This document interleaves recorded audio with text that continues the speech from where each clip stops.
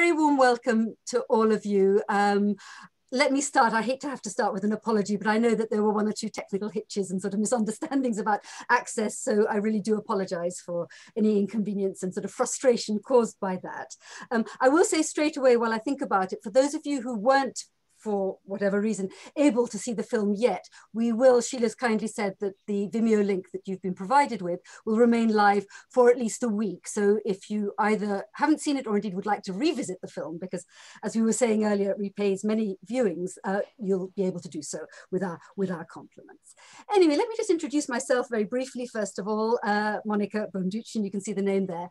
I'm the initiator and the director of the Insiders Outsiders project, which as many of you will know was originally designed as a real life year-long festival from March 2019 to March 2020 to, above all, celebrate the hugely rich contribution of refugees from Nazi-dominated Europe to this country's culture. And it's had an unexpectedly rich afterlife, thanks, if that's the word, to COVID in the form of, well, really propelling me, sort of giving me the idea of putting on a rich and varied ongoing program of online events. And one of the things that's been a kind of natural sequel, while we continue to pay homage to that generation, as it were, of which obviously Sheila's father was part, I'm increasingly intent on allowing people of my generation, so-called second generation, like Sheila, the children of refugees of that historical period, who have been, what shall I say, sort of grappling creatively with their family's complex history and experiences. So it's my very great pleasure to welcome you all to what promises to be a wonderfully rich panel discussion, and we'll have a Q&A afterwards. I'm just going to admit a few more people here. And what I will do is start by introducing the four panelists, and then I'm going to disappear. And Jessica Duchen, who I'll introduce last, will be basically comparing the event, sharing the discussion and asking leading questions to set the ball rolling. So I do hope most of you have seen the film. Wonderfully rich. I watched it for the third time, I think, just now, just to refresh my memory. I find, you know, it's fantastically, well, beautifully crafted and so thought-provoking, so disturbing and so life-enhancing at the same time. Okay, so let me start with the real heroine in all this, Sheila Hayman, who made the film. She's a BAFTA award-winning filmmaker, a former Young Journalist of the Year and Guardian columnist, and a Director's Fellow at the MIT Media Lab. Her work on film focuses on two main areas, music and people's relationship with technology. Mendelsohn, the Nazis and Me was nominated for the Grierson Arts Documentary of the Year. And she's currently, and this is really of great interest to me and I suspect everybody assembled here, she's working on what she calls a successor film about her great-grandmother. Have I got that right, Sheila? I hope so. Fanny Mendelson, of course, Felix's sister, and the still mysterious relationship between the two siblings. And I very much hope, Sheila, you'll treat us to a little kind of sneak, not a preview exactly, but just, you know, that you will say a few words about this ongoing new project. Then moving on to Erik Levy, he's visiting professor of music at Royal Holloway, University of London, a very experienced, as you will have seen in the film, professional accompanist and a regular contributor to BBC Music magazine. He's published widely on the impact of Nazism and fascism on musical developments during the 20th century, and his books include, most pertinently, Music in the Third Reich of 1994, and Mozart and the Nazis of 2010, and most recently, the Routledge Handbook to Music Under German Occupation. Then Jeffrey Sposato, who's joining us from across the Atlantic. I'm delighted that you were able to join us, Jeffrey, professor of musicology and director of the School of Music at the University of Illinois. His most recent book, Leipzig After Bach, Church and Concert Life in a German City, was published in 2018. But most relevantly here is the book that he published in 2006, I hope I've got that right, called, and Jessica, I think can probably hold up a copy if need be, The Price of Assimilation, Felix Mendelssohn and 19th-Century Anti-Semitic Tradition, which was named a Choice Outstanding Academic Title for 2006 and was a Royal Philharmonic Society Music Award finalist. And last but not least, Jessica herself, Jessica Duchen, whose work encompasses a wide range of mostly music-related endeavors, journalism, fiction, biography, and opera and choral librettos. She was a music critic for The Independent from 2004 to 2016, and has written for BBC Music magazine, The Sunday Times and The Guardian, The Observer, and The Jewish Chronicle, among many others. She's also a novelist, and a wonderful novelist. Some of you will already know that. Her latest novel is called Immortal, which reveals the epic love story behind Beethoven's famous Immortal Beloved letter.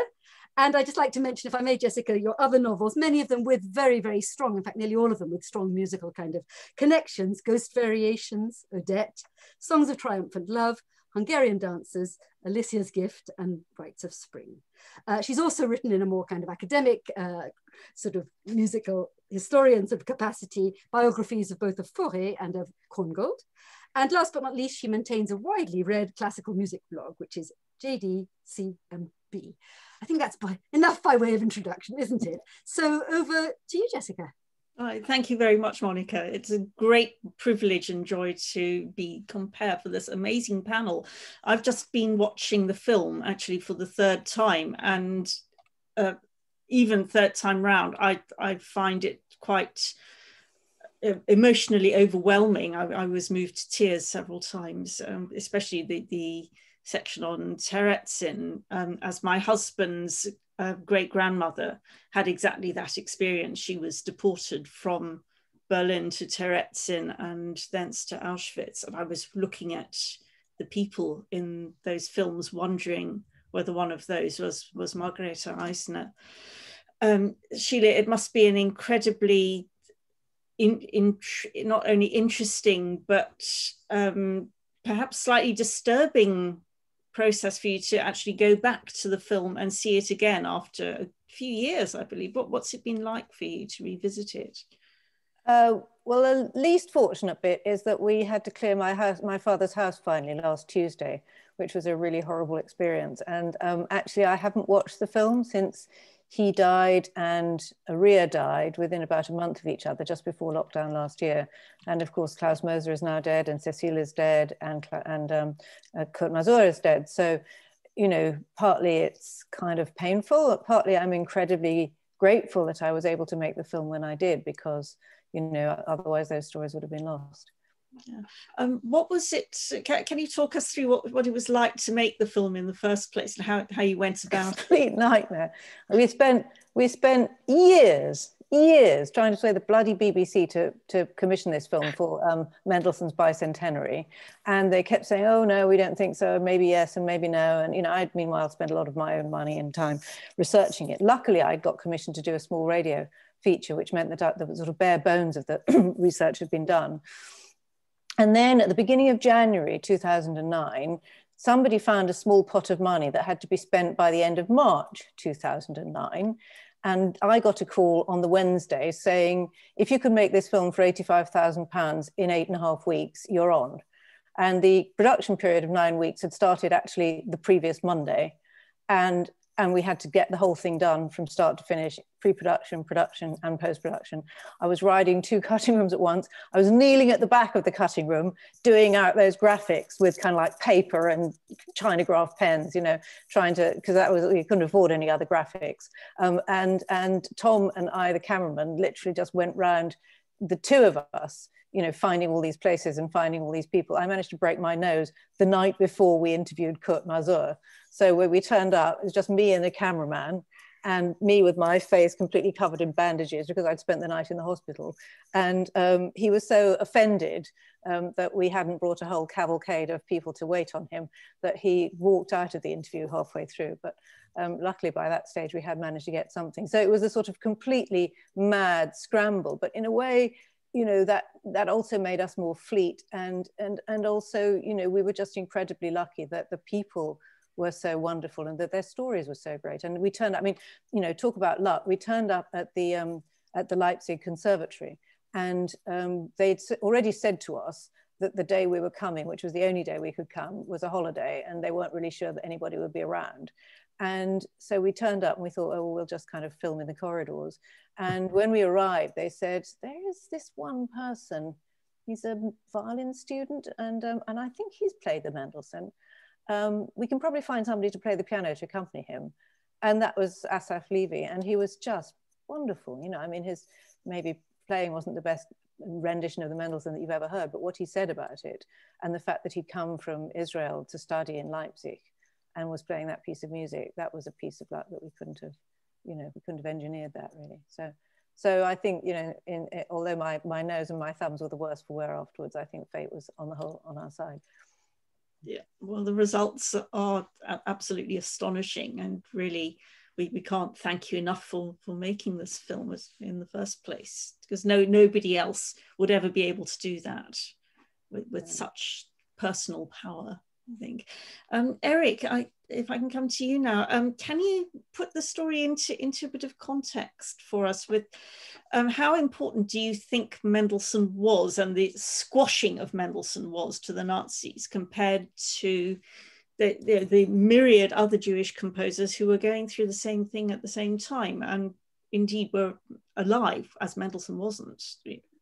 I think Mendelssohn was regarded as a classic, obviously. I mean, let's face it, he was he was the one Jewish composer who had a complete edition, published in the 19th century by Breitkopf and Hertel. So he was up there with the classics. But of course, he wasn't. His reputation had faltered quite a lot by the time the Nazis came to power, because the kind of era when he was really popular, the Victorian era, was out of fashion.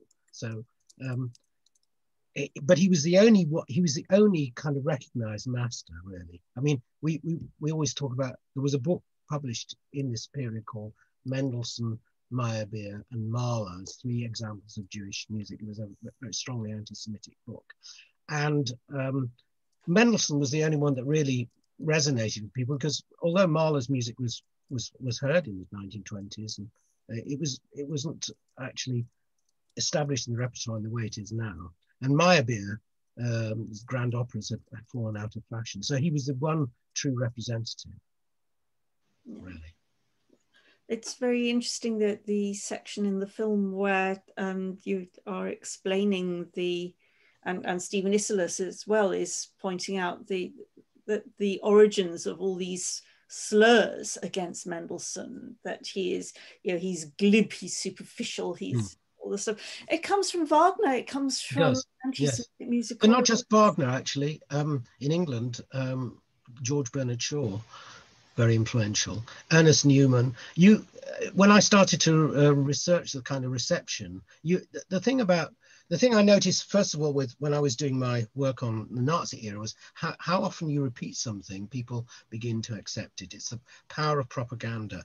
And obviously, Wagner's tract, Jews in Music, was incredibly influential, and it had a resonance. And even in England, where Mendelssohn was extremely popular, there were people, at least at the end of the 19th century, who were parroting what Wagner had said about Mendelssohn and denigrating, saying he was effeminate. There's a very famous drawing by Aubrey Beardsley of an etching of face of Mendelssohn looking terribly effeminate, and it was this kind of effeminate, kind of feeble type of music the kind of concept that they wanted to bring across. So it was in a way, it was already that all the seeds were sown for that kind of program against to remove Mendelssohn from the pantheon of great German composers.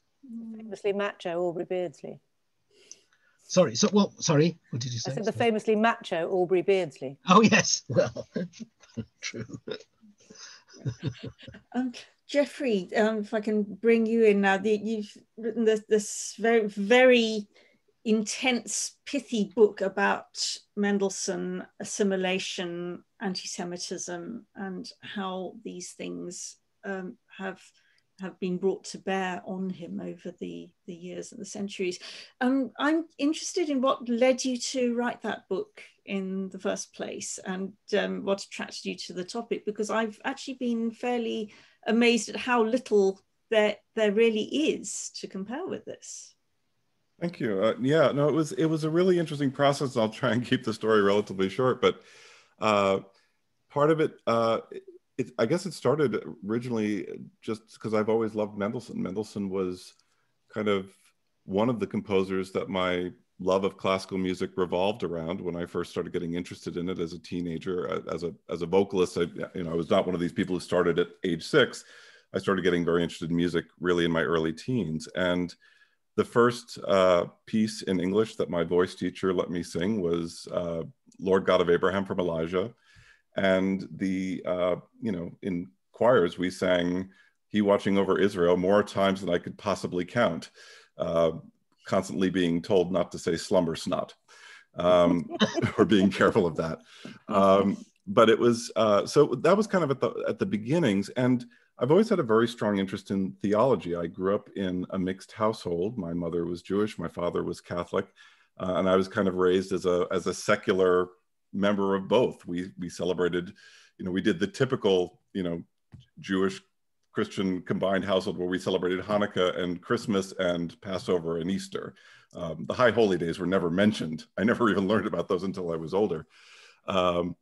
And so I started looking into Mendelsohn from a perspective of how he was representing Protestantism, or his particular brand of Lutheranism, Union Lutheranism, in his music, and then came across a letter of his where he supposedly is writing home and talking about how excited he is that the Jewish Civil Disabilities Act has been passed in England, and that filled him with pride. And people have sort of pointed to that letter as kind of the example that Mendelssohn was very attached to his Jewish heritage. And I didn't really think about it very much at the beginning. And then I was going through and doing a very methodical search of all of Mendelssohn's letters, which were not in a complete edition at that point.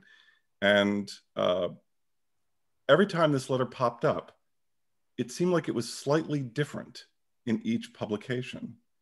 And so I brought them all together, and then I got my hands on a microfilm, which thankfully no one has to deal with anymore, of the manuscript, and noticed that all of the sections where he says things like, they passed this act and this makes me proud, and things are much better for us, meaning referring to Jews in England, are better here in England, and this fills me with thankfulness to heaven. All of those lines were added by the person who published them.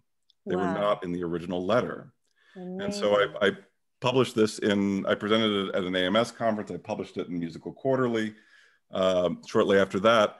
And it led to this huge debate about Mendelssohn and his relationship to his Jewish heritage. And all of a sudden, my old dissertation topic went out the window, and I started working on this instead. And, it resonated really strongly with, my own experience as a young person of changing my mind about religion more, many, many times over the course of my life. And I thought, here's a person who grew up in an incredibly difficult time, a very polarizing time. Anti-Semitism was growing rapidly. His family had to deal with the fact that if they wanted to be fully part of German culture, they would have to think about how they would put that behind them. And that really resonated with me. And as you said, Jessica, no one really had talked about this. There's always been kind of this assumption that, yes, he was Lutheran, but he retained this strong attachment to his Jewish heritage. And as I dug into the libretto drafts of his sacred works, particularly his oratorios, what I found was that actually early on, he really tried to push Judaism away. And that was his father's influence. His father was very much opposed to him embracing his Jewish heritage. But then after his father died and his career was on sound footing, he realized he didn't have to be quite so afraid of it anymore. And so it actually turns out to be a story with a happy ending, as I think I said in the movie, that, in Paulus, he really did try to follow his father's guidance and push Judaism away. And there's some pretty dark material in that oratorio, I would say. But that in Elijah, he's really trying to balance things and let it be up to the listener to decide what that oratorio means to them. And the same thing would have happened in Christus, the Unfinished Oratorio, because if you look at the text for that, what you find is, even though it's following the Gospels, anytime the word Jew or Jewish is mentioned, like, and the Jews cried and the Jews did this, he takes out the word Jews and he just says they cried. And so he's basically saying, look, if you want to pin the blame on someone, that's the listener who gets to do that. I'm not going to do that work for you. And I just found that to be really just fascinating. And it's still, even after that, more little details have come out that have just made it a continually fascinating topic. it's interesting as well that his father was, if I remember right, his father was keen to get rid of the name Mendelsohn and change it wholesale to Bartholdy. And yet Felix refused to do that. He never wanted to get rid of his original name.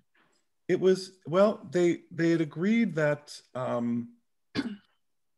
there's kind of a bit of a confusion with that particular part of the story, in that Felix was once accused by his father of putting his name down in concert programs in England as just Mendelsohn, not Mendelsohn Bartholdy.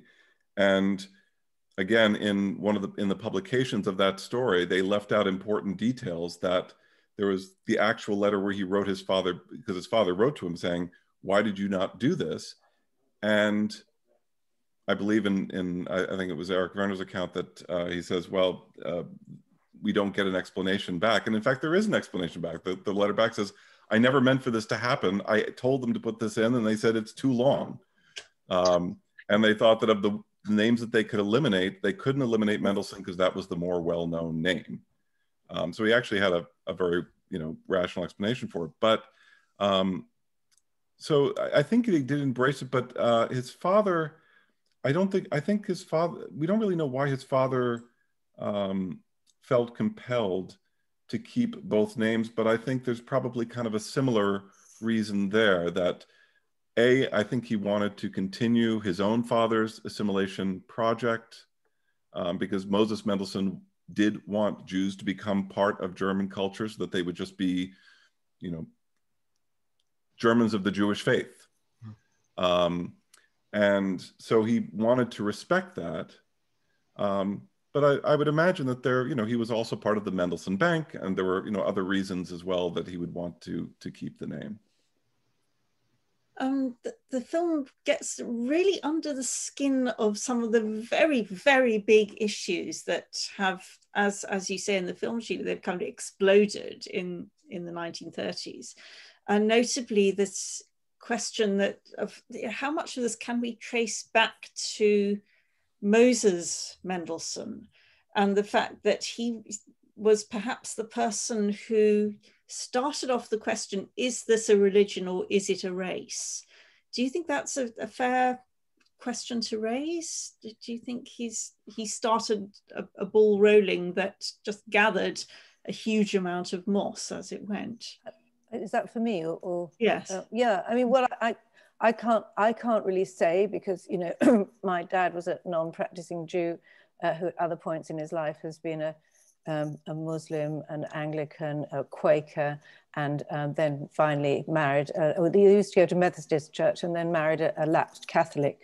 So he's basically spent his whole life looking for a place to belong. So, and my mother was a Quaker, so we weren't brought up Jewish. I think it's interesting to me, though, that the reactions I've had a lot of quite hostile reactions from people who believe that, if Moses Mendelssohn hadn't done what he'd done, then the Jews would sort of be safe today, in some sense that, it was kind of coming out of the safety of the ghetto that, started the rot, and that it led the Jewish population of Germany down, a false path to a false sense of security.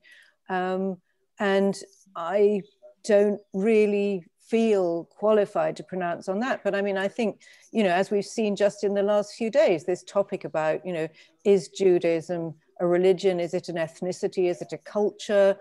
Should Jews be allowed to define themselves as an ethnic or an endangered or a minority of some kind?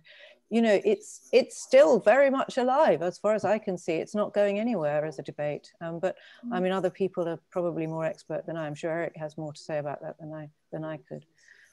Erik? Well, I'm a secular Jew, so I can't really.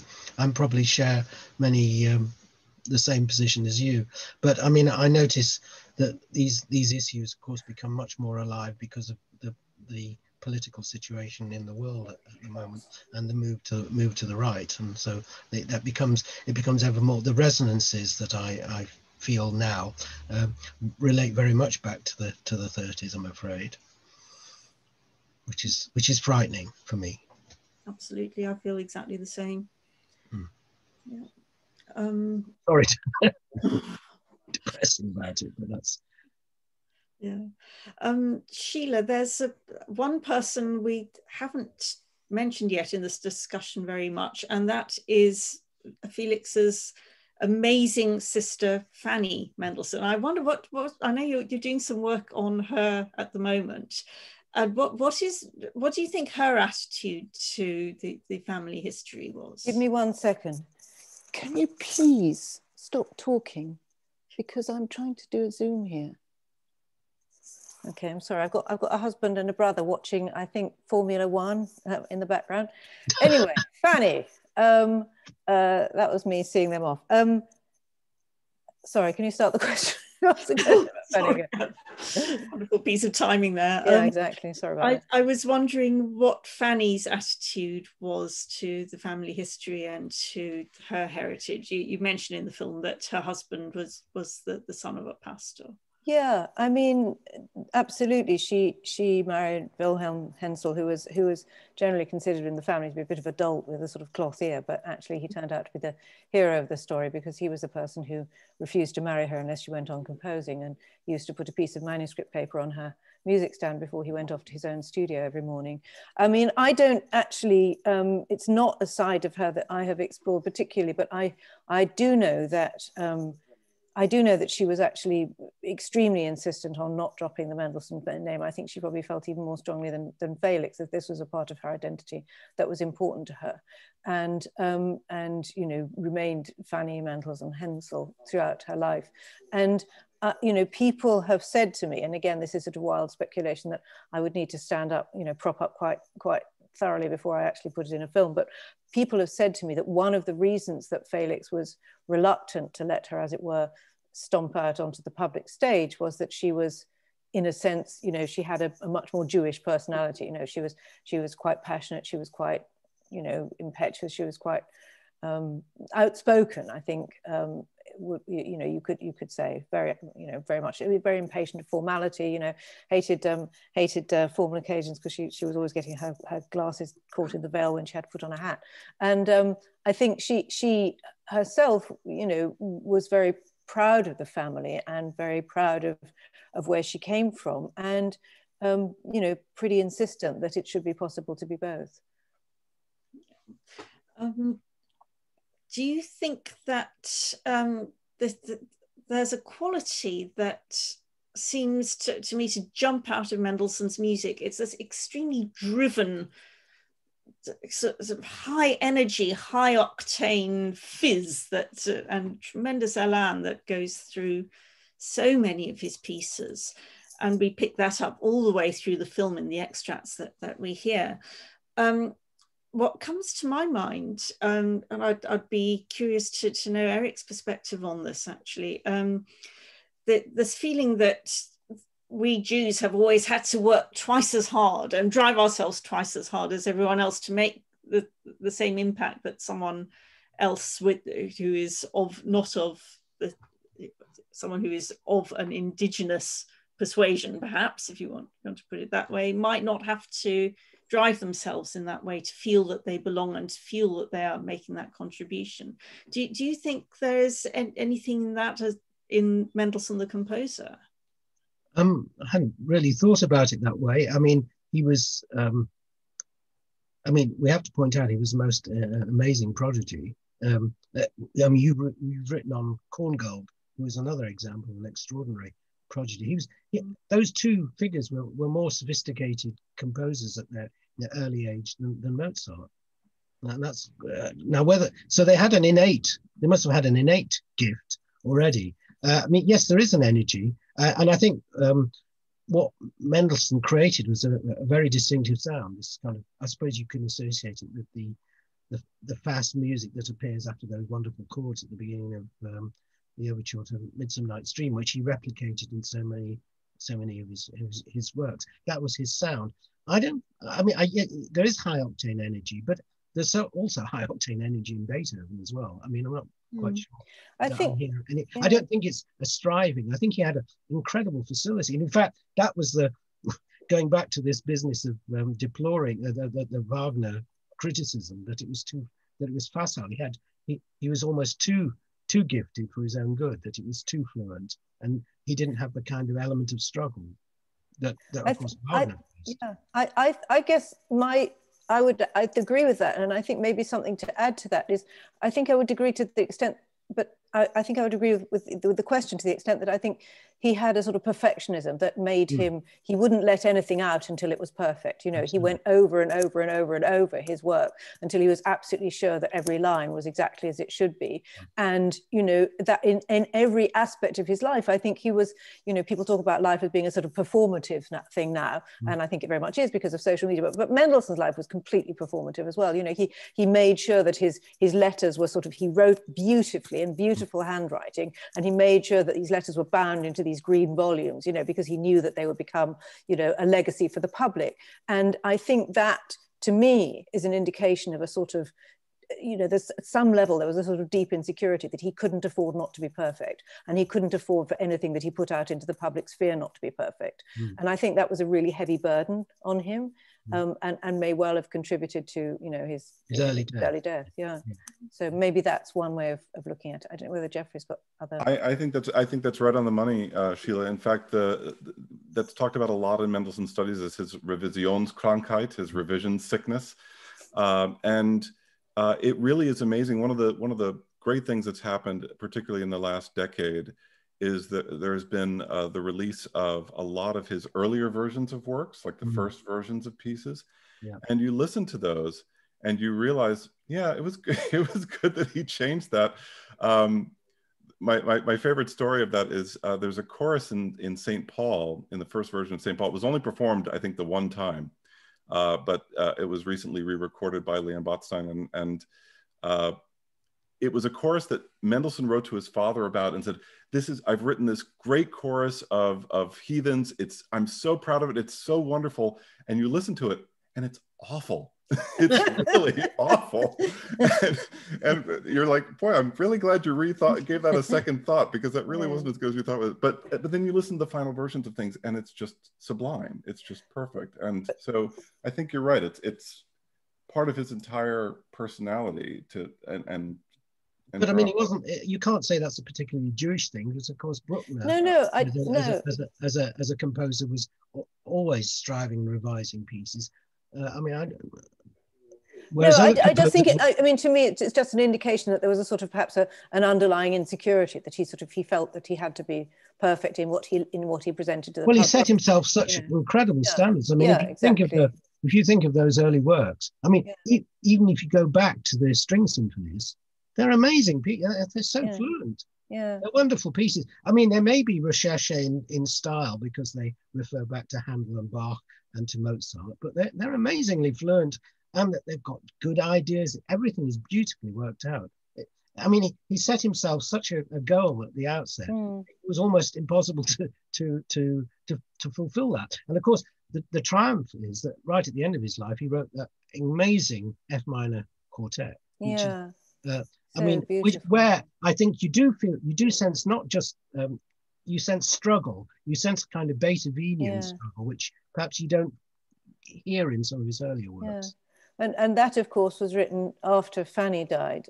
And in a way, you know, what you both just said, to me, just speaks very poignantly of the fact that she wasn't given the opportunity of revising her stuff. You know, she could never hear it. She never heard it performed. She knew she would never hear it performed. So it wasn't even worth her while trying to write, you know, orchestral works or symphonies or large scale things. And, you know, and it does make you think, what would it have been like? What would her music, which is already pretty fantastic, outstanding, what would that have been like had she had those opportunities to hear the music and to reflect and to rewrite and to revise in the way that he was able to.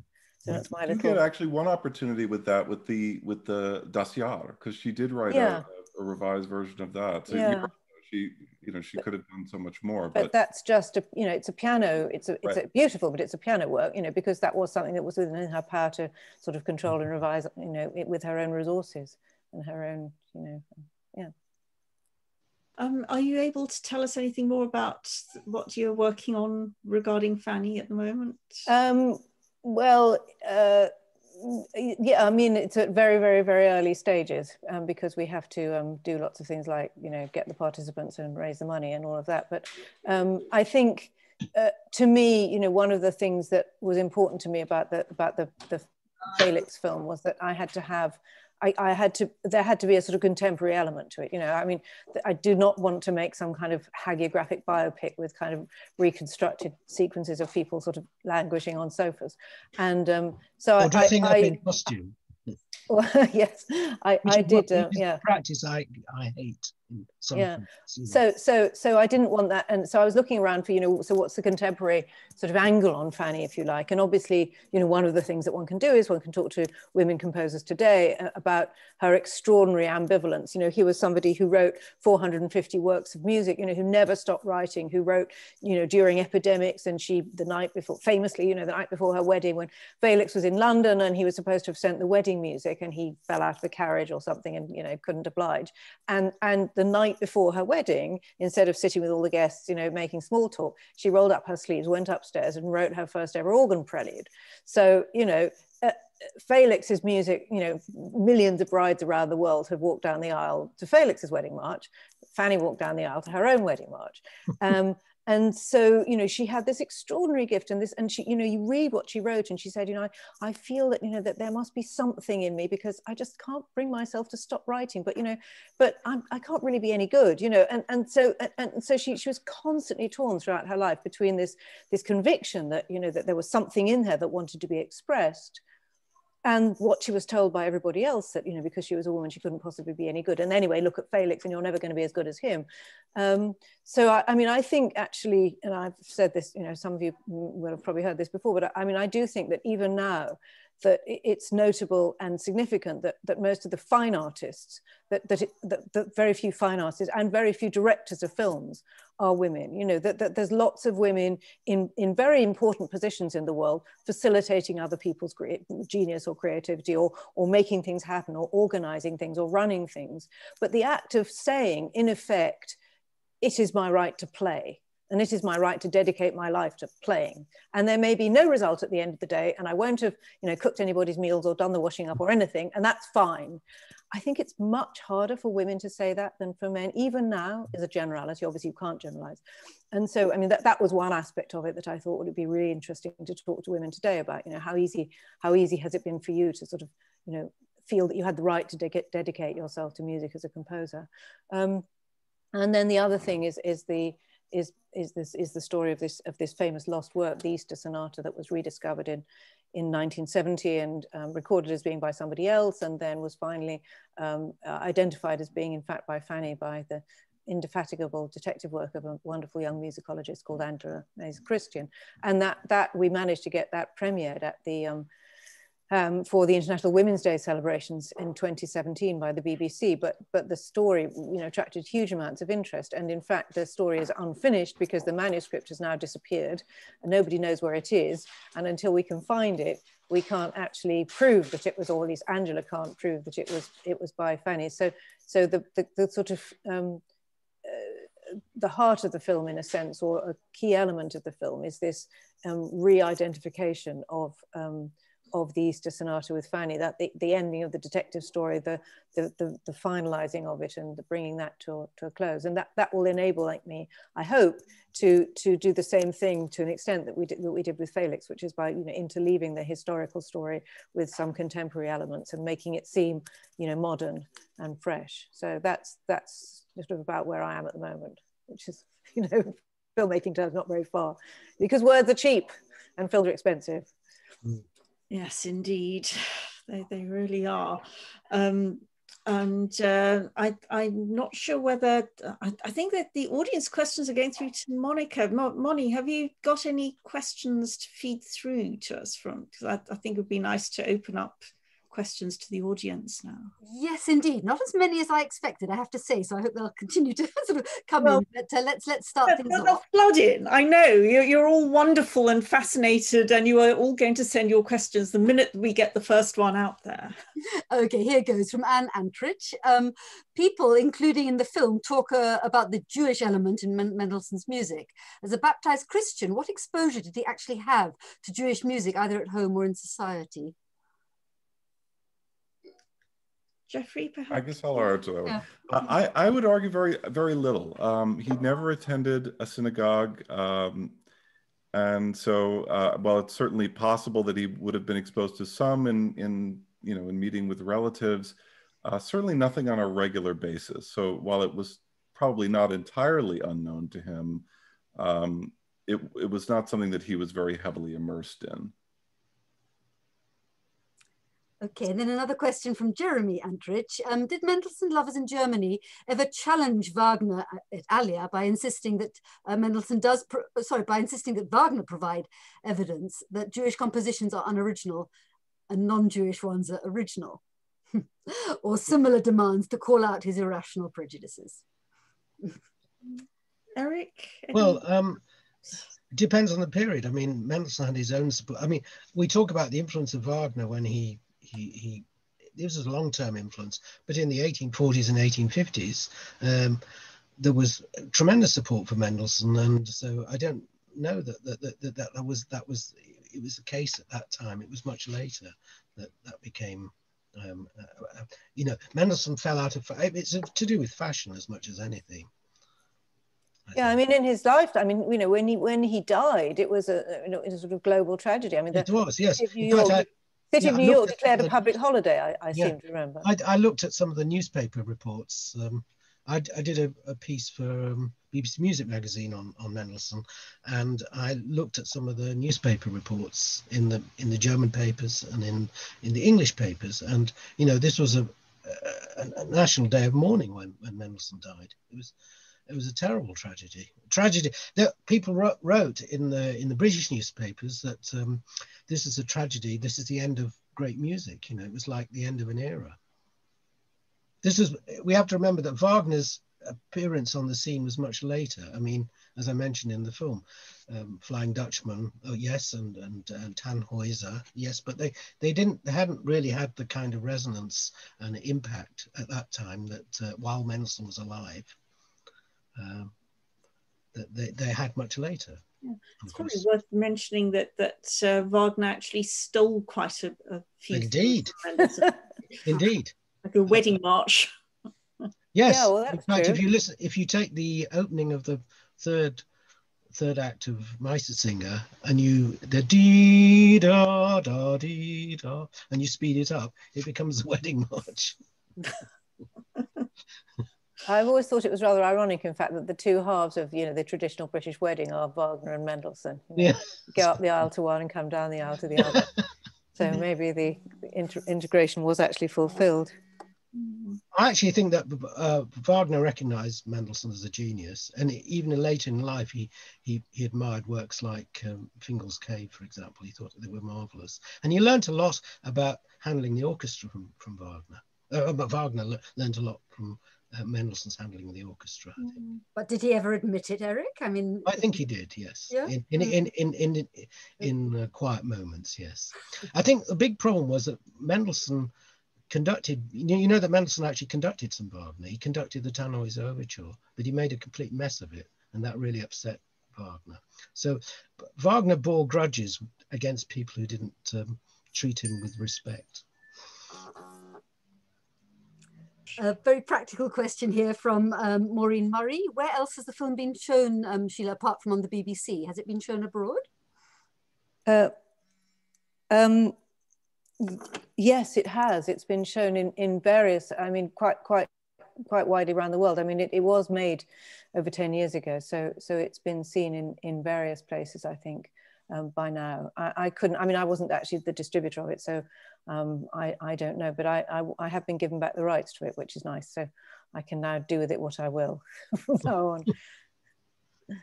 Excellent. Still no questions. I suspect this has something to do with the hour. It's now 7 o'clock, and I suspect thoughts are beginning to turn to supper, etc. Jess, do you want to say anything more, or do you think we should begin to round things up? I think if any of the three of you have sort of final thoughts to throw into the mix for us to chew over while we have our supper to be, that would be very. I'd love to know. What do you think we can take away from this film, and what lessons perhaps we should be learning? Sheila, Do you want to?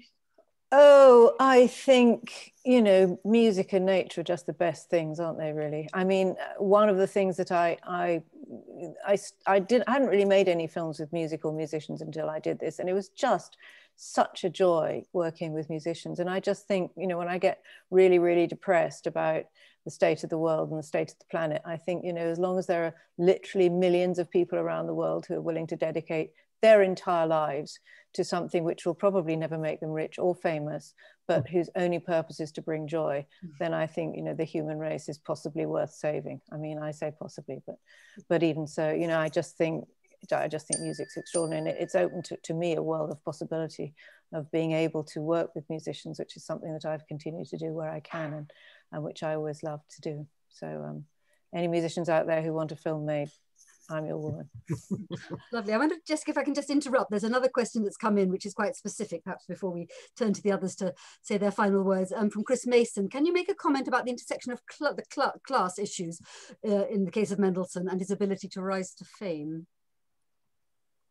Well, he had lots of money, so he could go abroad and do the grand tour, and he could go, you know, to England, and he could go to Italy, and he could go to France, and he could go to all the places that you needed to go to listen to music at a time when, you know, there was no recorded music, and the only way to hear it was to be there physically present. So, I mean, that certainly didn't hurt. And of course, one of the reasons why, as far as I understand it, and others will probably tell me I'm wrong, but my understanding is that one of the major reasons for the conversion to Christianity was that you couldn't essentially travel freely abroad or at all if you were Jewish, you know, and so the only way to enable him to actually have a career on the world stage is not even just to do with religion. It was a completely practical thing, that the only way he could do the traveling that he needed to do to be able to hear the music that he needed to hear, to be able to be a world-class musician himself and to get the commissions and all of that, was by, you know, being rich, but also being officially Christian. I'd agree with that. I don't know if there was an actual prohibition on the travel, but certainly his rights would not have been guaranteed across Europe. And that would have certainly held him back significantly. And I, you know, when at the time that he was baptized, he was only 7 years old. I don't know whether, you know, what his father thought his life would be, but I think he saw where the wind was blowing. I mean, at that moment, the baptism took place right after the Congress of Vienna, when a lot of states after the Napoleonic Wars were going back to all of their old, very restrictive laws about what it meant to be Jewish in a particular state. And I think his father saw, you know, I want my children to have the ability to do anything they can do. They're obviously brilliant children. They have a tremendous future in front of them. And this shouldn't be holding them back, especially since we're not observant. I mean, Abraham actually says that, you know, we don't really follow this. So why hold on to this and have it hurt my children when this is something that we don't, you know, we're not particularly observant. But the money certainly helped. And being a member of the middle class gave them the opportunities to do, you know, to have the income to get the training that the lessons in languages and work with choirs and bring in orchestras into the home and run the salon. All of that helped tremendously. Absolutely. It probably helped him to get contacts with Queen Victoria in England, which was very important, of course. Yeah. There are two more questions, so perhaps contrary to what I just said, we should keep on going a little bit longer. From Maureen Murray again, the film is wonderful, it's marvelous, and I'm glad the BBC finally saw sense. Could you talk a little bit before we wrap up about how you managed to meld the different eras so fluently using the music, the archive film, and the memories? Perhaps a difficult question to answer. It's not easy. I mean, that was obviously going to be both the weakness and the greatest difficulty, but also the greatest strength, if I could actually manage to kind of make a plait out of those three threads of the story. And we had real difficulty. And I remember, you know, spending endless hours kind of, you know, weeping and wondering how we could possibly do it. And I think one breakthrough, which actually came at quite an early stage of the proceedings, was when I realized that the Midsummer Night's Dream story not only paralleled Felix's own life in a way, but also weirdly, you know, brought in my father because he had this experience of, you know, not being able to be bottom because his accent was too thick. And so, you know, that was one lucky break that we had. And I mean, but literally I think and I can't even remember what it was, but I had some kind of epiphany, as you sometimes do, literally the night before we had to lock the picture, of how we could do it and how we could. And I went into the cutting room the next day and I said, right, we're going to do this. And we basically recut the whole film in a day. And that was the film that ended up, you know, being shown. So that there was some kind of divine intervention at work there, or else it was just my subconscious working overtime. But it was very, very difficult. I mean, I was lucky that I think the other thing that Maureen will understand, you know, being a producer, is that, you know, if you have good editors, then you are home free. And I had two fantastic editors who were working in parallel, because we had to. I mean, we had 4.5 weeks in the edit or something, so we had to have two people working on it, and they were both so good. They were both very musical. They did amazing things with the music, and I felt really, really lucky to be in their hands. And from visual artist Judith Tucker, she's slightly hesitant about asking this question. It's quite a personal one for you, Sheila. Sheila's father described his childhood very movingly, and if I understood correctly, he was in touch with those relatives who did not have to leave Germany. We can imagine how strange this might have been in our family, in Judith Tucker's family. There were some who were able to stay, but some refused contact with those who had to leave. Oh, blimey. Interesting, yes. Well, I mean, I of course, I knew Ava, actually, so it's lovely to have you here, Judith. Right. I mean, there wasn't any of that. I mean, okay, I'm going to tell a story which is against my family now, but, you know, basically there was no, you know, as I said, you know, by the turn of the 20th century, nobody in the family was actually practicing Jew at all, and the only practicing Jews in my background were actually on my father's side. And so I think there were one or two, but maybe actually no Mendelssohns who actually ended up, you know, going to the gas chamber. I think they were to some extent protected by the name, probably in some cases protected by the money. And my father, I mean, his mother went back to look after her parents, and my father used to love going back to Germany, you know, because, you know, he sort of suddenly became a little child again. You know, he was, in a sense, his trauma was that his childhood was frozen at the age of 6 or 7. And when he went back, you know, there was something in him of that little 7-year-old boy that came out and he started speaking German. But no, the funny story I'm going to tell is that I actually only really reconnected with her. You know, we didn't go for all kinds of sordid reasons. We didn't go to Germany when I was a child. My mother didn't like the German family and vice versa. And so I only really reconnected with the family in about 2005, when I went to one of the kind of periodic giant reunions that these two intersecting families, the Adelsons and the Mendelssohns, have from time to time. And so that, you know, I came down to breakfast on the first day and opened the doors onto a room full of 125 total strangers who were all my cousins. And not very long after that, one of the few that I did know, who was Ria, who turned out to be the linchpin of the film, we were, you know, standing in the corner of the room, and there were all these other people here, and she turned to me and she said, "You will notice there are no East Jews in our family." You know, so that, you know, within the hierarchy of Jews, there's the Berlin Jews, you know, and then there's the Jews from the rest of Germany, and then there's the Jews from beyond the Pale of Settlement, you know, and that, you know, even then, and even in Ria's case, there was that kind of ridiculous kind of a sort of internal anti-Semitism about, you know, the more Jewish Jews were less, you know, posh than the less Jewish Jews. And I mean, I was pretty shocked by that, as you can imagine, but I think it's probably fairly widespread, actually, even now in some circles. And I think that was actually one of the reasons why a lot of the Jews in England were not, contrary to what is often presented, not that welcoming to the Jewish refugees during the war, because they thought that they would sort of muddy the lovely bourgeois reputation that they had managed to establish in the previous 100 years. Absolutely. It was true, of course, of the earlier generation, turn of the century, those who came even more alien, you know, Yiddish-speaking Orthodox from Eastern Europe and Russia. Yes, indeed. I have a very sweet personal sort of message here for Sheila from Emma Graham, who's actually a student of mine at Birkbeck, just entirely by the way. But she has a daughter called Iliana, and I suspect gauging sort of Emma's age, that Ileana must be really quite young. Anyway, Ileana's my daughter. She just wanted to say to Sheila that Mendelssohn is one of her favorite composers. She plays the violin concerto in E minor almost every day. And I think that's a lovely She must be a complete prodigy herself. So thank you for that.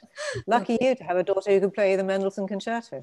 Indeed, indeed. So back over to you, and I will I'll say a few words at the very end. But so, yeah, Erik and Jeffrey have yet to speak. Yes. Would either or both of you like to offer some thoughts? Well, I think the happy story with the Nazis at the end of the Nazi era is that Mendelssohn's music came back, and it's I think Jeffrey would probably agree with me that Mendelssohn's reputation has risen absolutely exponentially since 2009. I mean, there are more academic studies on Mendelssohn. I mean, if you're measuring it by academic reception, which is one way of measuring it, of course, there are many more studies of Mendelssohn's work now than there were 20, 30 years ago. So that's the kind of measure of the triumph, really, of Mendelssohn, I would say.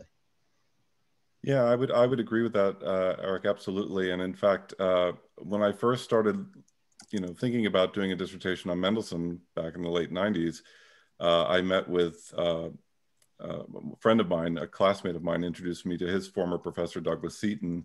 When I mentioned, I'm interested in Mendelssohn, he said, "Welcome to the family." It was like Mendelssohn needed the work. It was. Whereas I've always had this vision. If you try to work on someone who's had a lot of research, like Bach or Mozart, they're all like, "No, we don't want any more. He's ours."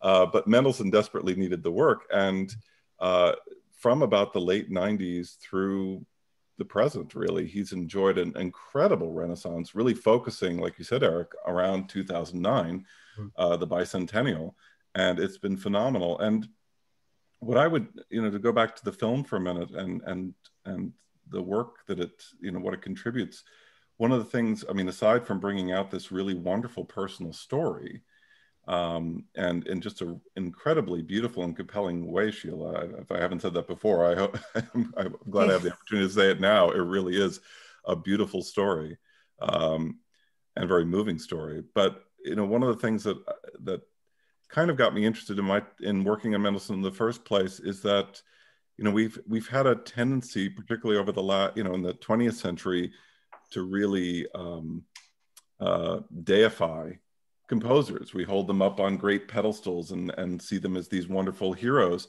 but they're human beings. They were human beings. They did great things. They also had faults. They had moments where they really shined, and there are other times where they did things with incredible inspiration, and sometimes they did things just to pay the bills. And even looking at Beethoven, there's those works from like 1813, 14, 15 that are kind of, they're okay, but they don't get played very often, and they were there to pay the bills. And so, works like this, that programs like this that really humanize composers, I actually think makes them more interesting, more exciting, because we can start to relate to them. If we hold them up on too high a pedestal, we're like, how could we possibly manage to be part of a society that has people who achieve so much? And when you realize, well, they did great things, but they were human, and those are things that we can all do. I think that's just a wonderful thing, and anything that contributes to that project is fantastic. That's a tremendous thought. I was reminded, speaking of film, of Korngold, the other great child prodigy composer who actually escaped the Holocaust. And it was actually Mendelsohn, in a way, who saved his life, because he went to Hollywood for the first time at the request of Max Reinhardt to arrange Mendelssohn's Midsummer Night's Dream music for a film that Reinhardt was making for Warner Brothers. So that was the start of great things. And there was an interview that was done with Korngold just after he went over to do that. And this journalist said to him, well, what do you think of Hitler? And Korngold's, his English wasn't terribly good at the time, but he was able just to say, I think Mendelssohn will survive Hitler. Yes. And I think he put it in a nutshell. Well, that's a on wonderful that point. Note. Yes, with which to end. So it just remains for me to thank everyone. I mean, Sheila, it's a truly wonderful film, and I'm sure everybody here agrees that the ensuing discussion has really complemented the film itself in very enriching sorts of ways. So, well, thank you all for being here. It's been great. And above all, Sheila, thank you so much. Can I just reiterate that the film, once again, apologies for any technical problems along the way, which hopefully will never happen again. But the film will be available on that Vimeo link that you've been provided with for another week. Sheila, is that right? Is it? Yes. Should we say exactly a week? Yeah. Just to compensate for any problems. And I think a few of you are wanting already to share it with friends and family within the week. Yes, that will be possible. Also, this discussion has been recorded, and give us a week or so, but possibly even earlier, we will be uploading the recording onto the Insiders Outsiders YouTube channel for posterity. And I'd like to just also end by mentioning that this, as again, some of you may know, but perhaps not everybody, this event forms part of as I think I mentioned at the beginning, an ongoing series of online events on all manner of topics connected, sometimes more directly, sometimes less directly, with the broad theme of the Insiders Outsiders Festival project. But actually, we're in the midst of a 2-week program, and just by happy coincidence, I didn't actually plan it this way. I'd like to alert you particularly to 2 events happening tomorrow, if you can, if you've got the energy and the time, one at 6 o'clock and one at 8 o'clock, which actually are not about music, but they do intersect with what's been discussed today, I think, in really interesting ways. The first one at 6 o'clock is about a stained glass artist called Rosalind Grimshaw, who was the daughter of a German Jewish refugee who had chronic health problems. I mustn't go on too long, but she struggled for many, many decades with really dire health problems, but she emerged as one of the greatest of contemporary stained glass artists, working primarily, or certainly, for the most part, for the Christian church. So this sort of issue of cultural and religious hybridity and interaction is very much part and parcel of that. And then the second event at 8 o'clock is about a Hungarian Jewish-born artist called George Meyer Martin, who comes to this country and actually tries almost single-handedly to revive the fine art of mosaic, mural sort of decoration and working for the church, and ends up, again, sort of working, somebody from a Jewish background, probably not, in fact, I'm sure not an observant Jew, but even before he starts working for the church, aware of the kind of ambiguities of identity, and then lo and behold does end up becoming a major figure in particularly the Catholic Church in this country, not merely the Anglican. So I think, this issue of the kind of fascination of the complexity of identity. I was slightly worried, at one point you seemed to be asking us to think in terms of a kind of Jewish essentialism, and I always kind of bristle slightly at that. And I think it is that kind of richness of cultural interaction and hybridity that ought to be celebrated and can be so immensely productive. Very good. I've had my say. Thank you very much again, everybody. Thank you for attending, and I look forward to seeing you again soon. InsidersOutsidersFestival.org, incidentally, is the website, finding out what's going on. And all the very best. Be well. Keep safe. Bye. Okay. Bye. Thank you. Bye. Thank you. Bye. Thank you. Bye.